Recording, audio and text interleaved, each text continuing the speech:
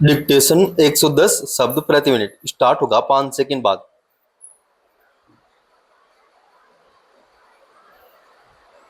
Start. एक लोकतांत्रिक देश के नागरिक होने के नाते अगर लोग सरकार की किसी कमजोरी पर सवाल उठाते हैं या अपने असंतोष को जाहिर करते हैं तो क्या उन्हें चुप कराने के लिए पुलिस की बेलगाम सख्ती का सहारा लेने को उचित ठहराया जा सकता है? यह सवाल नीट 2026 में प्रश्न पत्र लीक होने के मुद्दे पर खड़े हुए आंदोलन में शामिल युवाओं के खिलाफ पुलिस के रवैये के सामने आने के बाद उठा है, जिसमें यह विचार करने की जरूरत तक नहीं समझी गई कि क्या प्रदर्शनकारियों पर बल प्रयोग आखिरी विकल्प था। अव्वल तो आंदोलनकारियों से संवाद के तकाजे को तरजीह नहीं दिया गया। उसके बाद दिल्ली के जंतर मंतर पर विरोध प्रदर्शन में शामिल होने वालों के खिलाफ पुलिस ने जैसी सख्ती दिखाई, छात्र छात्राओं की पिटाई की गई, उससे सरकार की मंशा और लोकतंत्र के प्रति उसके दायित्व पर गहरे सवाल उठे हैं। इसी मुद्दे पर और जंतर मंतर पर हुए लाठीचार्ज के खिलाफ मुंबई में हुए एक प्रदर्शन के दौरान कुछ विद्यार्थियों को एक पुलिसकर्मी ने आपत्तिजनक और गैरकानूनी तरीके से धमकी दी कि घर चले जाओ, नहीं तो जेब में पाउडर डाल देंगे और फिर सब जिंदगी भर परेशान रहोगे। सवाल है कि एक लोकतांत्रिक और शांतिपूर्ण विरोध प्रदर्शन में शामिल होने भर के लिए विद्यार्थियों या किसी भी व्यक्ति को पुलिस ऐसी धमकी देती है तो उसे कैसे देखा जाएगा? क्या एक यह ऐसी हरकत नहीं है जिसकी आखिरी चोट कानून के शासन पर ही पड़ेगी, खासतौर पर जब कानून की रक्षा का दायित्व निभाने वाला एक व्यक्ति ही बेहिचक गैरकानूनी धमकी दे रहा हो? तो इसके बाद किससे उम्मीद की जाएगी? संभव है कि कानून व्यवस्था को बनाए रखने के लिए चौकस रहना पुलिस की जिम्मेदारी के तहत जरूरी है, लेकिन अगर किसी पुलिसकर्मी की हरकत की वजह से ही कानून का शासन भंग होता हो तो उसे कैसे देखा जाएगा?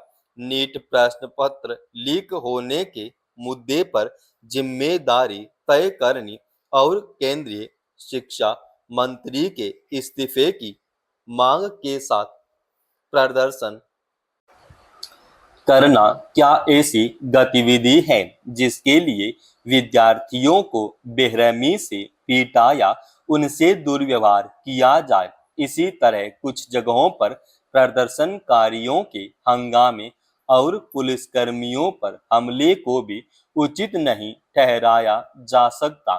इस क्रम में एक गंभीर सवाल यह उठा है कि जंतर मंतर पर प्रदर्शन के दौरान विद्यार्थियों पर लाठी चलाने वालों में पुलिसकर्मियों के अलावा ऐसे कौन लोग थे जिनके पुलिस होने की कोई पहचान नहीं थी? उनमें से कई साधारण लोगों की तरह थे, तो कईयों की वर्दी पर उनकी नामपट्टी नहीं थी। प्रदर्शनकारियों से इस तरह निपटने का आदेश पुलिस महकमे को आखिर किसने दिया? इसमें कोई दो राय नहीं कि कानून व्यवस्था बनाए रखना सरकार की जिम्मेदारी है और इसी के तहत अक्सर पुलिस को कई बार सख्त रुख अख्तियार करना पड़ता है, मगर इस जिम्मेदारी में अनिवार्य रूप से यह भी शामिल है कि सरकार की कोई भी कार्रवाई या कवायद किसी भी स्थिति में ऐसी नहीं हो सकती जिससे लोकतंत्र और संवैधानिक अधिकार कमजोर हों या उन्हें नुकसान पहुंचे। अगर सरकार अपने इस दायित्व का ध्यान नहीं रखती है तो इसका मतलब यह है कि उसे नागरिकों की लोकतांत्रिक और संवैधानिक अधिकारों की फिक्र नहीं है। मगर नीट प्रश्न पत्र लीक होने के मसले पर विरोध प्रदर्शन करने वालों के साथ पुलिस का जैसा बर्ताव सामने आया, वैसा रवैया दर्शाकर सरकार क्या संदेश देना चाहती है। अमेरिका ने भारत समेत विभिन्न देशों पर शुल्क नीति के जरिए दबाव बनाने की कोशिशें फिर तेज कर दी हैं। राष्ट्रपति डोनाल्ड ट्रंप ने हाल ही में ऐलान किया है कि अमेरिका आयातित जेनेरिक दवाओं पर अगस्त 2028 से शुल्क लगाएगा, जो पहले वर्ष 100% और उसके बाद 200% हो जाएगा। यही नहीं, बीते गुरुवार को ट्रंप ने भारत सहित 16 अन्य देशों से आयातित वस्तुओं पर 10% अतिरिक्त शुल्क की भी घोषणा की है। हालांकि अमेरिका की ओर से इस पर कई तरह के तर्क दिए जा रहे हैं, लेकिन इन कदमों को पूर्व में अदालत से खारिज हुए भारी भरकम शुल्क लगाने के फैसले को नए रूप में लागू करने की रणनीति के रूप में देखा जा रहा है।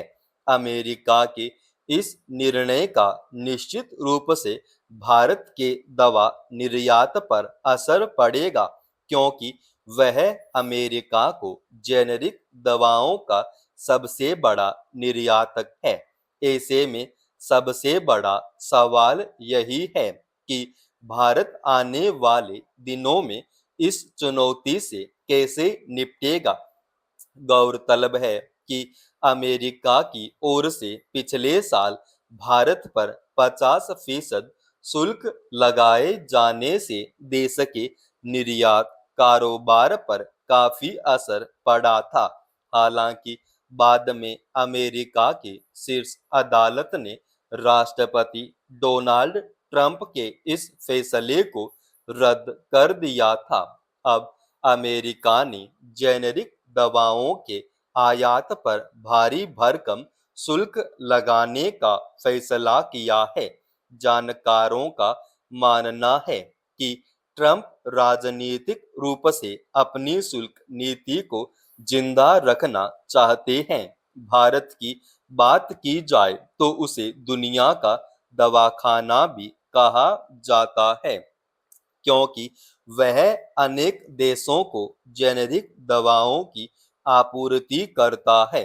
वर्ष 2025 में भारत ने अमेरिका को 9.7 अरब डॉलर की दवाओं का निर्यात किया।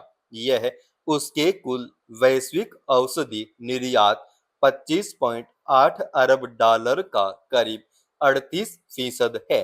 इससे अंदाजा लगाया जा सकता है कि अमेरिका के इस कदम का भारत के निर्यात पर कितना असर पड़ सकता है।